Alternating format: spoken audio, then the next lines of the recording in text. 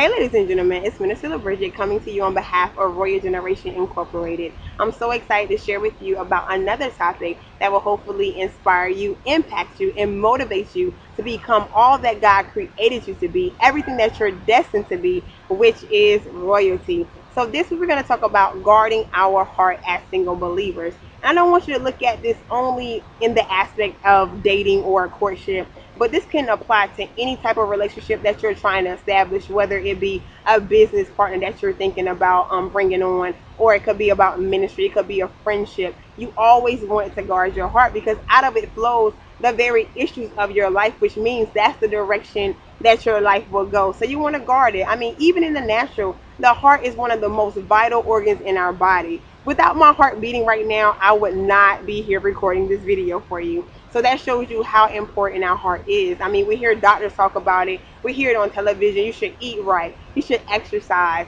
You want to strengthen your heart. We have to fight against heart disease because people care about the longevity of your heart, which will in turn produce longevity in your natural life. So how much more should we be protective of our heart as it relates to emotional matters as well as spiritual matters? We should have that same fervency, that same thought process in protecting our heart.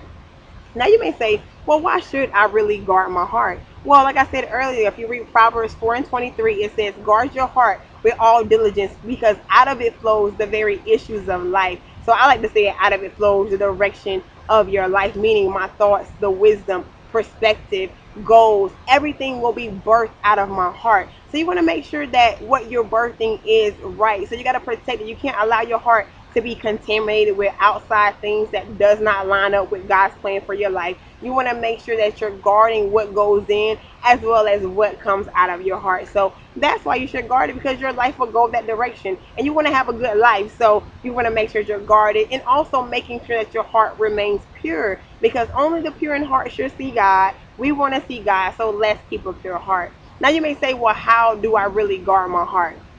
Well, first of all, don't give it away so easily. Don't give it away to everyone who comes your way or smiles your way. We love people, but you got to allow people to go through the process, allow them to develop, allow them to grow, and allow them to prove themselves to you that they are trustworthy, that they have character and integrity, that they're worthy of your heart. So allow them to work for your heart, and then you can give it away and go through the process and grow and build in that relationship. So make sure that you're just not giving it away loosely, but allow yourself to examine people and also examine your own heart. Make sure that what you have in your heart is also right, and what you're sowing in their life is also right as well. So it goes both ways as it relates to guarding our heart.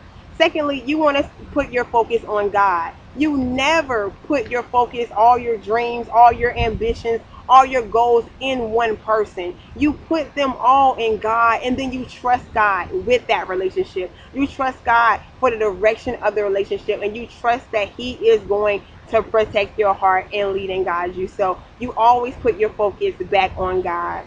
Thirdly, you want to seek God's desire for the relationship and not only your own desires. So you want to see what God has to say about it. Like I said, He may say, no, that's not the business person for you. He may say, no, that's not the person that you should be dating or courting. He may say, no, you don't even need to go work out with this person. I don't know. It could relate to anything. But when He says no, or if He does not give you the peace or the calmness about the person or the situation, then you need to wait until you have peace. And you may not ever have peace, so that relationship may not ever come to pass. But He may give you peace. Maybe that person just needs some more time to develop character, integrity, whatever it may be. So allow that development to happen, or it may be on my end, your end. We may need to develop some more, and then we can allow ourselves to develop as well. Next, you want to make sure that you're guarding your imaginations, your thought process. So don't allow your mind and your thoughts to take you somewhere that the relationship hasn't even graduated to yet. You want to enjoy the process. Always don't rush things so quickly that you don't even enjoy the process of getting to the final destination. So enjoy it, get to know the person, allow them to grow, allow you to grow, and just allow the friendship and that relationship to build and build. And so both parties can get the maximum benefit out of the relationship. So make sure that you are guarding your thought process. And if you're thinking on things that are not of God, we want to cast them down and replace them with the right thoughts regarding that person or that particular relationship. And then you also want to make sure that you strengthen your heart. So how do you strengthen your heart? You want to make sure you're spending time in the presence of God, spending time talking to Him, communing with Him, and allowing Him to talk back to you. You also want to get in your Word. You want to study it. You want to get the Word in your heart. You want to know it. You want to grow in the Word and grow in your knowledge so your wisdom can grow and be developed as well. So that is how you strengthen your heart. And then you just trust God with the rest. You trust God that God, you will protect my heart. And I'm not saying you're never going to be disappointed by people. You may never be hurt, but just know that God has your heart. So if you're hurt, He's going to heal it. If you're disappointment, He's going to comfort you and build you back up. And it's okay to still reach out and to love people and to grow with them. So those are some few tips of how you can guard your heart. It's not inclusive, but those are some things that you can do that are practical that will assist you with guarding your heart. So you want to have the right expectations for every relationship. Like I said, enjoy the process, grow together, grow in love together. I mean, love is truly giving somebody else the advantage above and over yourself sometimes. So you want to make sure that you're walking in true love, the God kind of love, where we don't even expect anything in return, really, because we want to just have the love that God has. And you may say, well, how long should I guard my heart? How long should I go through this process with somebody?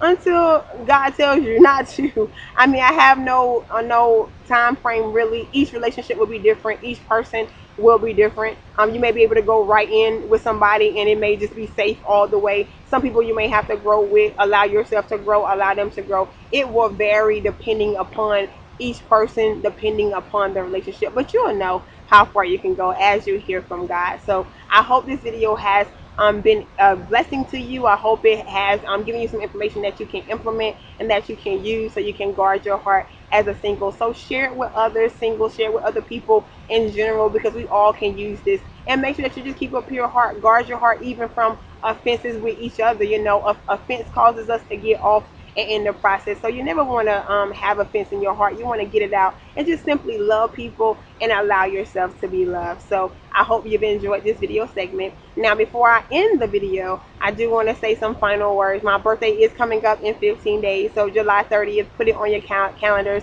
Mark it. I mean, go ahead and plan my birthday party. Go ahead and buy me some gifts and things like that. I'm just joking, not really. But I don't know what I'm gonna do, but I'm so excited to be alive and to be able to inspire other people at my awesome age of, I will soon be 32 years old, and it never looks so good. I mean, I look good indeed. So I want you to go ahead and wish me an early birthday, but I'm excited about it, and I want you to be encouraged as well. And then last but not least, there is an awesome citywide worship experience going on in the city of Gainesville, Florida at the University of Florida Phillips Center at 11 a.m. So every Sunday, all people of every background, every culture, every creed, they are represented at the citywide worship experience. So you want to get there. And if you're not in Gainesville or if you're not in town, you can even check us out because we're streaming live every Sunday at 11 a.m. at www.sofccg.org. So check us out at the citywide worship experience. And like I said, I hope I've been a blessing to you today. I hope you've enjoyed it. And remember, at Royal Generation, we are a royal generation pushing a royal movement. So I look forward to talking with you soon. Bye.